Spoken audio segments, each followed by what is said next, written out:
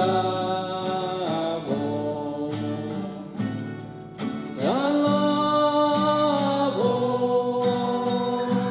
mientras vida exista en mi ser.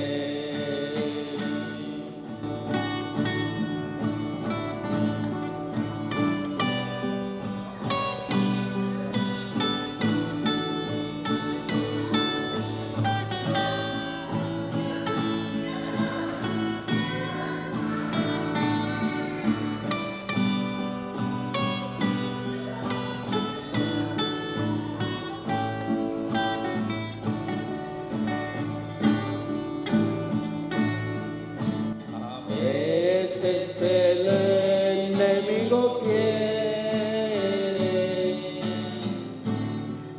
volver a mi vida aprisionar,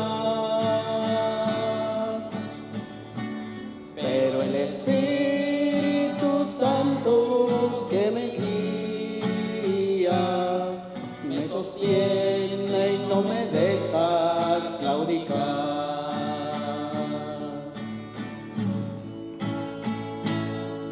Te alabo,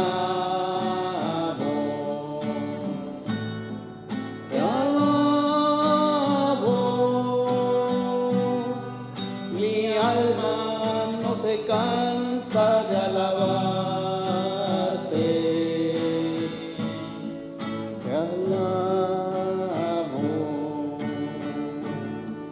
Te alabo, mientras vida exista en mi ser.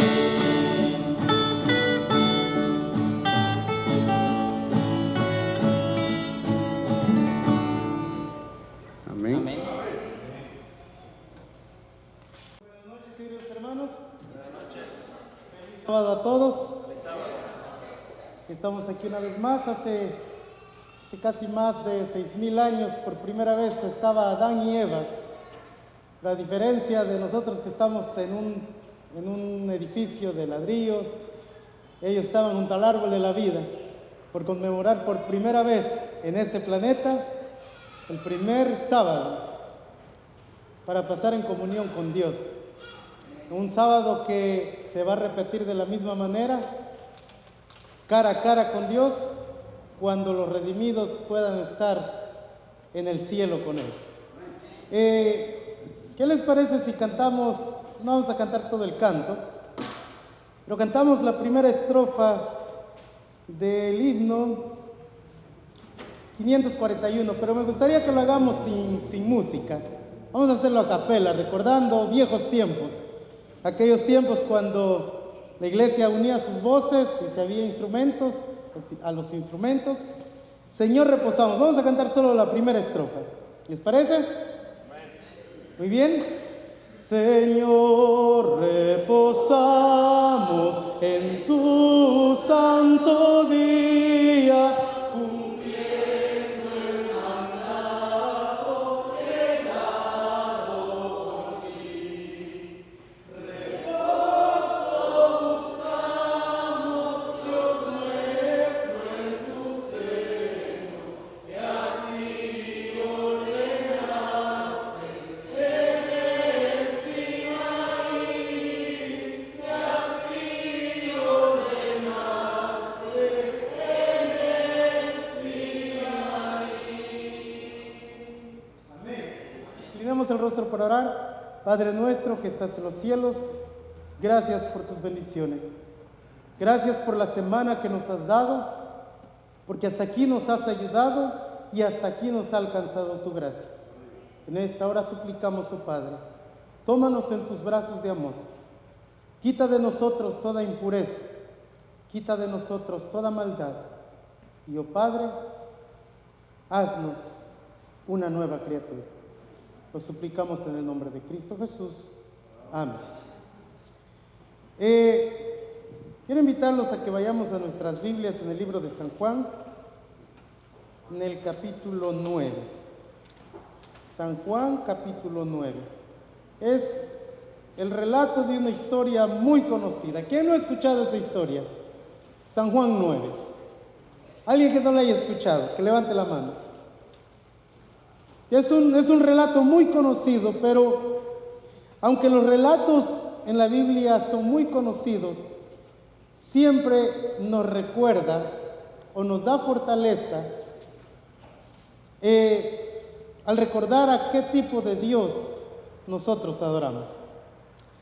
Y en el capítulo 9 de San Juan se describe un relato, un encuentro que tuvo Jesús ¿con quién? Con un ciego, con una persona ciega. El versículo 1 dice: al pasar Jesús vio a un hombre ciego de nacimiento y le preguntaron sus discípulos diciendo: Rabí, ¿quién pecó, este o sus padres, para que haya nacido ciego?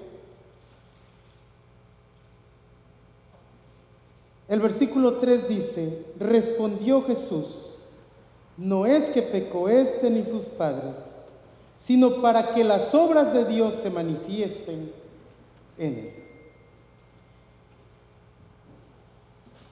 Creo que incluso actualmente, no solo en aquel entonces, hay una idea muy común de que si alguien está pasando una situación difícil es porque Dios lo está castigando, o por algún motivo que probablemente en su pasado cometió, y es el motivo por el que Dios le está llamando la atención. Así que en el tiempo de Jesús, este pensamiento, esta idea no era nada nuevo. El hecho de que una persona tenía algún padecimiento físico, algún padecimiento espiritual, se atribuía a que algo había hecho mal, en algo había fallado a Dios, por ende, Dios le estaba castigando, ya que sin pecado no hay muerte y sin desobediencia no hay sufrimiento, de acuerdo a las enseñanzas que daban los judíos en aquel entonces. Y entonces los discípulos no eran ajenos a esto y ellos le preguntan a Jesús y le dicen: maestro, tratando de armar un debate o algún tipo de explicación, le dicen: maestro, ¿quién pecó? ¿Por qué este hombre se encuentra en esta condición? ¿Por qué él nació ciego? ¿Está pagando por sus propios pecados o sus padres hicieron algo malo? Y al implicar que si él había hecho algo malo y al ser ciego de nacimiento, pues era como que pues pecó antes de nacer entonces. Y de hecho, aunque no es muy seguro, habían ideas de que una persona podía pecar incluso antes de nacer. Y había por ahí una idea de que Saúl había pecado justo antes del momento de nacer. Entonces, los discípulos tratan de obtener una respuesta de Jesús. Y la respuesta de Jesús es: ni él pecó, ni sus padres. Ahora aquí hay una palabra que como que crea un poquito de controversia, porque si lo tomamos en la manera en que se lee, pues como que no describe al tipo de Dios que nosotros adoramos. Yo le pregunto: ¿a qué tipo de Dios adora usted? ¿A qué tipo de Dios adoramos? Un Dios vivo. ¿Qué más? Un Dios de amor. Y un Dios de amor no haría sufrir a alguien solo, como dicen en México, solo para lucirse. Es como decir que un médico que trata a pacientes con SIDA contagiara a su hijo de SIDA solo para mostrar que puede sanarlo o que puede curarlo. O como decir que una persona que se dedica a rescatar personas en alta mar deje a su hijo o a su hija a la deriva solo para demostrar que es apto para el trabajo que él hace. Pero algo así se entiende cuando leemos el versículo 3, donde Jesús dijo ni este ni sus padres, sino para que las obras de Dios se manifiesten. Así que para entender a qué se refería Jesús, necesitamos tener el contexto del Dios al que nosotros adoremos, debido a que la palabra de la cual toman la traducción para decir para que las obras de Dios, para que la obra de Dios se manifieste, dice que tiene dos traducciones, y una es ¿para qué? Y otra es ¿ya que? Son las dos traducciones que tiene, ¿para qué? Y ¿ya que? Así que teniendo el contexto del tipo de Dios al que adoramos, usar la traducción ¿para qué? No hace sentido. Porque nosotros no adoramos a un Dios que le lanza enfermedades al azar a las personas en la tierra para entonces venir y curarlos y demostrar que tiene poder. Porque ese no es el Dios que usted y yo adoramos. Nosotros adoramos a un Dios que nos ama tanto que no consideró el ser igual a Dios como cosa que aferrarse, sino que se humilló hasta lo más bajo, tomando forma de hombre y aceptando el sufrimiento hasta llegar a una muerte y muerte de cruz. Ese es el Dios al que usted y yo adoramos. Así que traducir para que las obras de Dios se manifiesten no le queda muy bien, y la que más le queda es la traducción ya que. Así que cuando los discípulos le preguntan a Jesús ¿quién pecó, él o sus padres para que naciera así? Jesús les dijo: ni él pecó ni sus padres, pero ya que está ciego, ya que nació así, la obra de Dios se va a manifestar y van a conocer que en el Hijo del Hombre hay poder.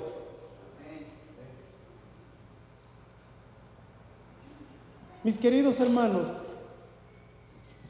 aunque somos parte del pueblo de Dios, no estamos ajenos a enfrentar situaciones difíciles. Probablemente en la familia, probablemente en la salud. Pero eso no significa que Dios de alguna manera esté buscando cómo lucirse y cómo demostrar que tiene poder para sacarlo de ahí. En ocasiones, por el mundo en el que vivimos, hay cosas que vienen como consecuencia de cosas que hicimos en el pasado, pero no es un castigo de Dios, simplemente son el resultado de lo que fue. Y entonces Dios dice: ya que estás así, puedo manifestarme en ti. No te estoy castigando. Es probable que la manera en la que cuidaste tu salud, es probable que la manera en la que viviste en el pasado te tiene así. No para que yo me glorifique, pero ya que estás así, déjame utilizar esta situación y glorificarme en esa situación.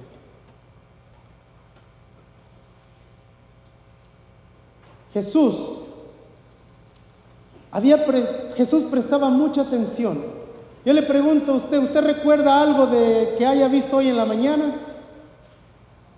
Yendo al trabajo o en la tarde regresando. Algo que llamó su atención. Es muy raro que recordemos porque estamos a prisa, ¿cierto? Vamos al trabajo, a veces salimos un poco tarde. La intención es llegar lo más pronto posible, no llegar retrasados, y nos olvidamos de nuestro entorno. Pero Jesús prestaba mucha atención. ¿Y sabe a qué le prestaba más atención él? A lo que los demás no atendían. Los judíos, los fariseos, los maestros de la ley, ellos prestaban atención cuando llegaba algún carruaje elegante, algún tipo de carreta que como que diera aires de realeza. Entonces como que llamaba la atención y la cortesía fluía de ellos. Pero de ahí en fuera, a ellos no les interesaba, y era exactamente a lo que Jesús llamaba su atención. Y cuando él vio a este hombre, ¿qué estaba haciendo este hombre? Más adelante, ¿qué decían las personas de este ciego? Sí, su único medio para poder sobrevivir, para subsistir, era ¿qué? Pedir limosna. Pedir limosna y nada más. Porque si tuviera una familia adinerada, es muy probable que no estuviera en esa situación. Hay personas que pasan situaciones difíciles relacionadas a la salud, pero son de padres pudientes, padres adinerados, y no están en la necesidad de ir a buscar, a pedir dinero en la calle. A pesar de la condición en la que están, que no deja de ser sufrimiento, tienen los medios para poder sobresalir en esa situación. Pero el que no tiene que buscárselas y arreglárselas para poder seguir adelante y sobrevivir. Y era la situación de este hombre. Él estaba en la calle, y cuando Jesús le pone lodo en los ojos, yo no sé si usted se ha preguntado alguna vez qué pudo haber venido a su mente. A mí me encanta mucho, no sé si cuántos conocen al pastor Ismir Muñoz. Tiene un canto que en las letras del canto es como si el ciego estuviera cantando en primera persona. Y cuando llega a la parte en la que ocurre el milagro, la frase del canto dice: ¿esto es burla o realmente es el milagro que estaba esperando? Una persona de calle, una persona que sobrevive pidiendo limosna, ¿sabe usted cuántas bromas de mal gusto pudo haber recibido? ¿Cuántas burlas o de pronto algún adolescente malcriado que pasaba y le tiraba algo, le pegaba o lo que fuera, y era el objeto de las risas y la burla y el entretenimiento de las personas que no tenían compasión? Y el momento en el que Jesús viene y le pone lodo en los ojos, ¿qué pudo pasar por la mente de este hombre? ¿Una broma más? ¿Una burla más? ¿Un escarnio más de la sociedad? ¿O es realmente el milagro que yo estaba esperando? Y la estrofa más adelante dice: y mis piernas poco a poco me temblaban, pues la vida para mí se iluminaba. Había nacido ciego, nunca había visto, nunca, y por primera vez pudo abrir los ojos, pudo ver el color del cielo, pudo ver el azul del cielo, pudo ver a las personas que estaban a su alrededor. Probablemente pudo ver cómo se veía la persona a la que le reconocía ya la voz.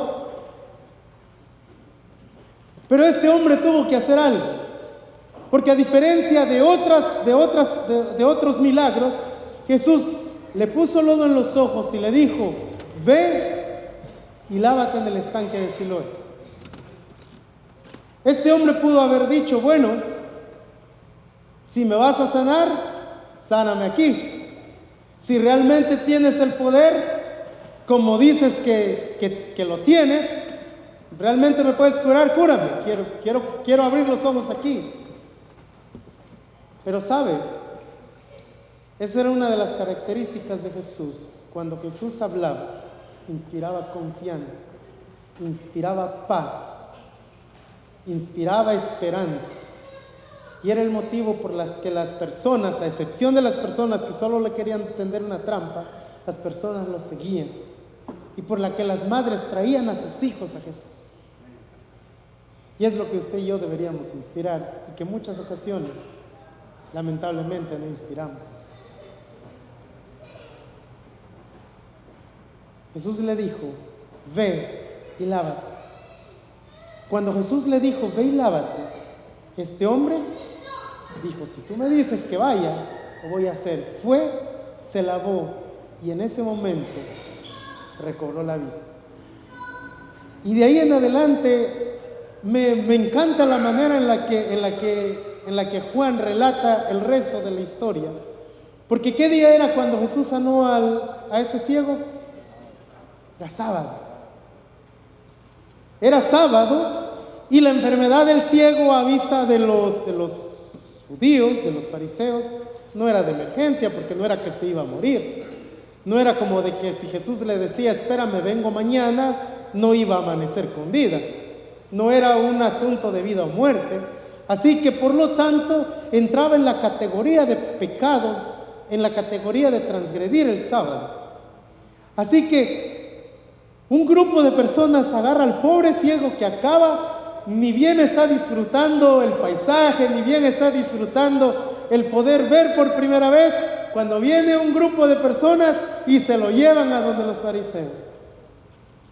Y entonces vamos a leerlo. Está en el versículo 13, dice: llevaron ante los fariseos al que había sido ciego, y era día de reposo cuando Jesús había hecho el lodo y le había abierto los ojos. Volvieron pues a preguntarle también los fariseos cómo había recibido la vista. Él les dijo: me puso lodo sobre los ojos y me lavé y veo. El versículo 16 dice: entonces algunos de los fariseos decían: ese hombre no procede de Dios, porque no guarda el día de reposo. Otros decían: ¿cómo puede un hombre pecador hacer estas señales? Y había disensión entre ellos. Ahora, algo que me llama la atención es que este hombre, este ciego, era muy conocido en el área, porque después de que es sanado, Juan relata que la gente decía: ¿no es él el que se sentaba ahí en las esquinas a pedir limosna? Y que algunos decían como que se parece, y otros decían: es él. Y él decía: yo soy.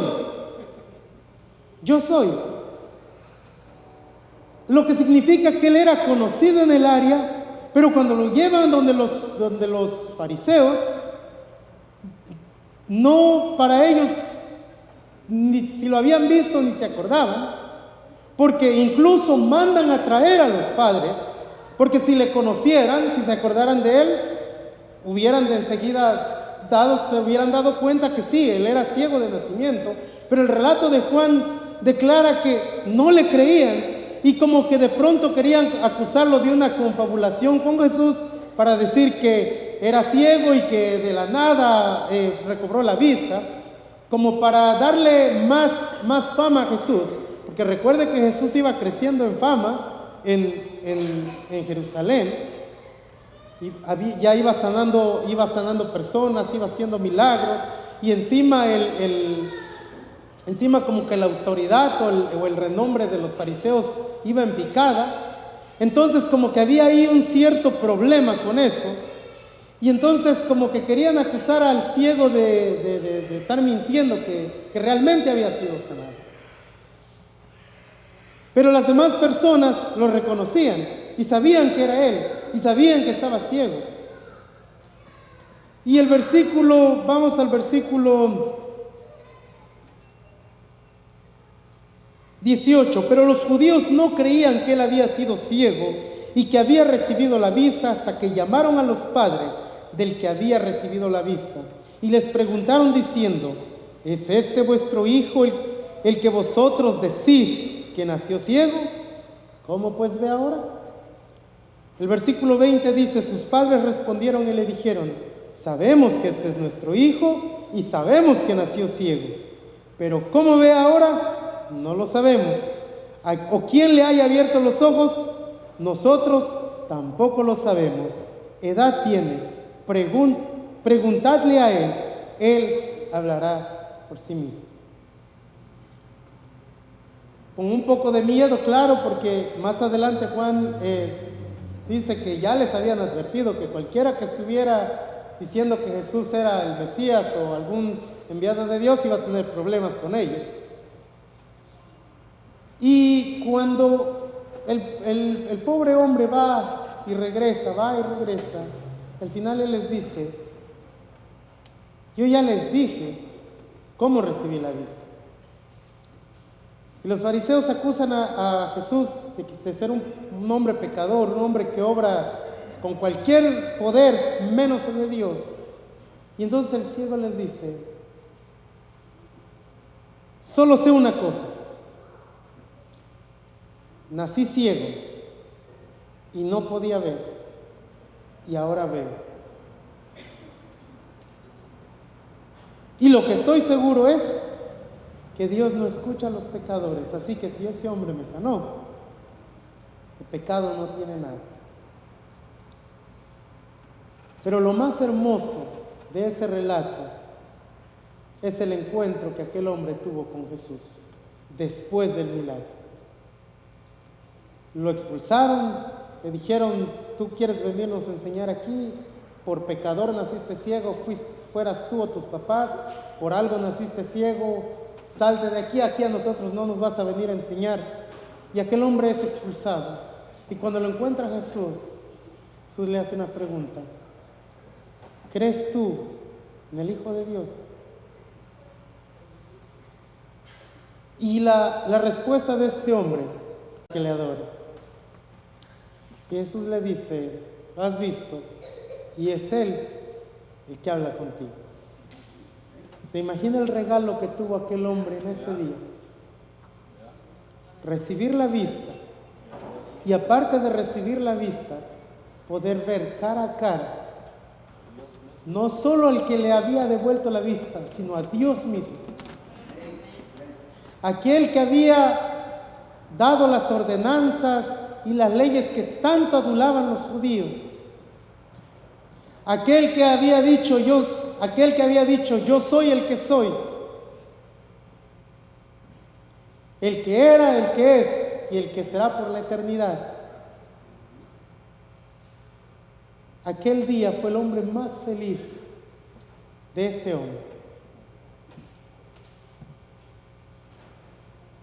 Y usted y yo podemos tener ese encuentro con Jesús.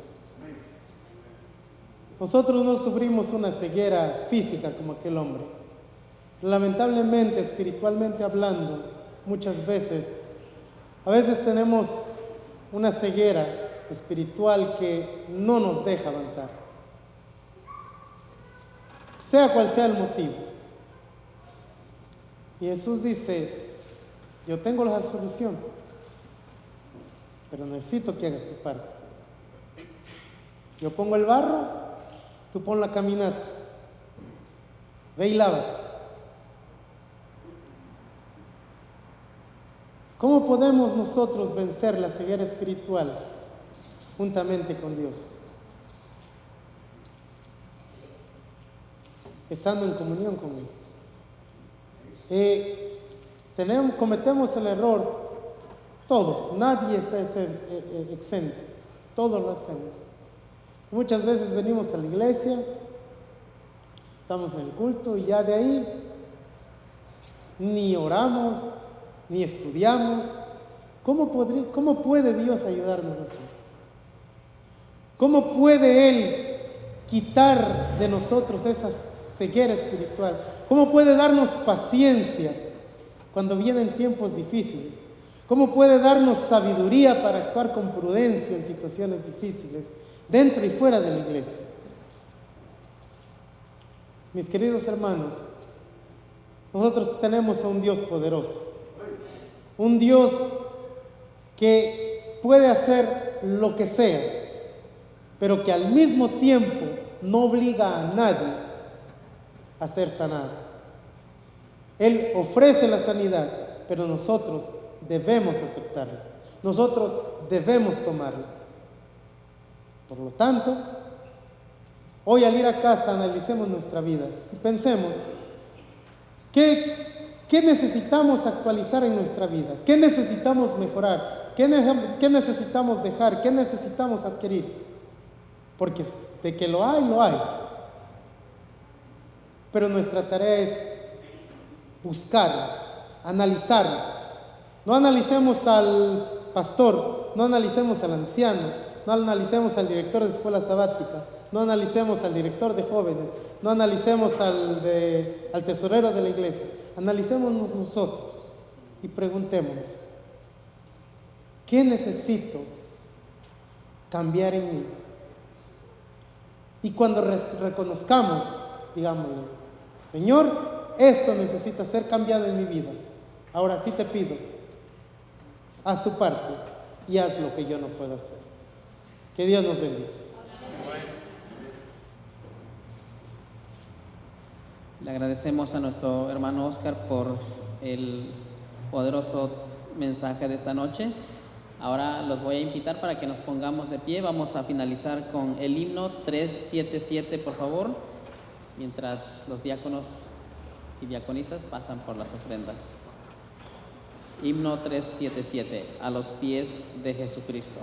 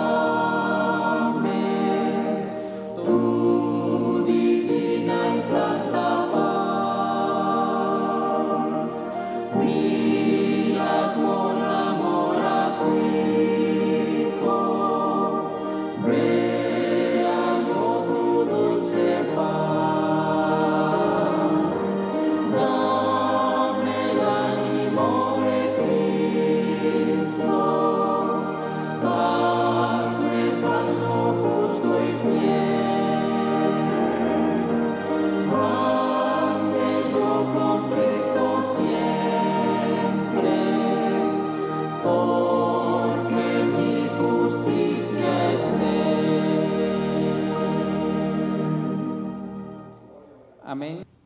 Oramos. Padre nuestro que estás en los cielos, te damos gracias una vez más por la dicha de ser llamados tus hijos. En esta hora hemos de ir a casa. Pedimos que tus santos ángeles sean con cada uno de nuestros hermanos, con cada una de sus familias.